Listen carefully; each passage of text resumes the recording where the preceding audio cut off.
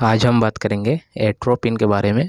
Atropine ये tablet के form में, कैप्सूल के फॉर्म में और ज़्यादातर मोस्टली यूज़ होता है इंजेक्शन के फॉर्म में, और इसके बाद आई ड्रॉप के फॉर्म में आता है।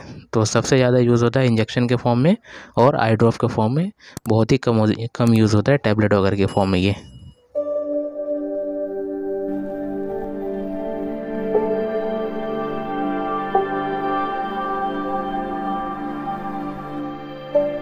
तो सबसे पहले हम आई ड्रॉप के बारे में देख लेते हैं। अगर जो आपको कोई आई ड्रॉप है उसमें एट्रोपिन मिला हुआ है तो उसको किस किस कंडीशन में यूज़ कर सकते हैं, यानी किस कंडीशन में डॉक्टर वो आई ड्रॉप आपको दे रहे हैं। तो जो आई ड्रॉप होता है, तो आई ड्रॉप का यूज़ ज़्यादातर मायोपिया में यूज़ करते हैं। मायोपिया में होता है क्या है कि नज़दीक की ऑब्जेक्ट आसानी से दिख जाती है लेकिन दूर की ऑब्जेक्ट नहीं दिख पाती सही से, तो कंडीशन में डॉक्टर आपको एट्रोपिन का आई ड्रॉप दे सकते हैं।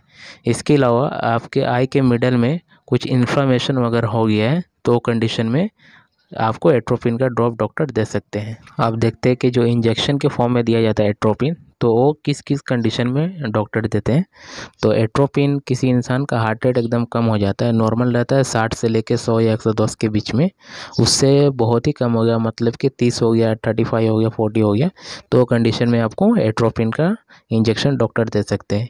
इसके अलावा कोई सी भी ऐसी कंडीशन है जिसकी वजह से इंसान का हार्ट रेट कम होने लगता है, जैसे कि कोई इंसान जहर खा लेता है तो उसका हार्ट रेट बाद में धीरे धीरे 2-4 घंटे में कम होने लगेगा एकदम, तो कंडीशन आप उसको हॉस्पिटल लेके जाओगे तो डॉक्टर ज़्यादातर एट्रोपिन का इंजेक्शन लगाते हैं।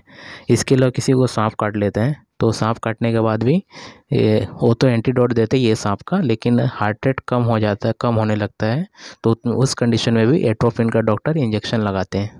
इसके अलावा इसका इस्तेमाल म्यूकस और सलाइवा के सिक्रेशन को कम करने के लिए सर्जरी के टाइम यूज़ करते हैं। इसका ये एक इमरजेंसी ड्रग है। इसका यूज़ अगर आप प्रेगनेंसी में या ब्रेस्ट फीडिंग में या किडनी डिसीज़ में या लीवर डिसीज़ में या कोई अदर कंडीशन में यूज़ करना चाहते हैं, या आपका कोई मेडिकेशन चल रहा है, तो कोई भी कंडीशन में ये डायरेक्ट ये मेडिसिन ना लो, या डायरेक्ट इंजेक्शन के फॉर्म में या आई ड्रॉप के फॉर्म में कुछ भी हो, तो आप अपने डॉक्टर को बता के एट्रोपिन का आई ड्रॉप या इंजेक्शन या टैबलेट यूज़ करो। अगर जो कोई पेशेंट अल्जाइमर्स की या सिजोफ्रेनिया की, जैसे कि अमीसल्फराइड, रिवोस्टिगमाइन, ये सब ड्रग को यूज़ कर रहे हैं, तो कंडीशन में डॉक्टर को ही बता के यूज़ करना है, क्योंकि उस सब में बहुत ही सीरियस साइड इफ़ेक्ट हो सकते हैं साथ में लेने से।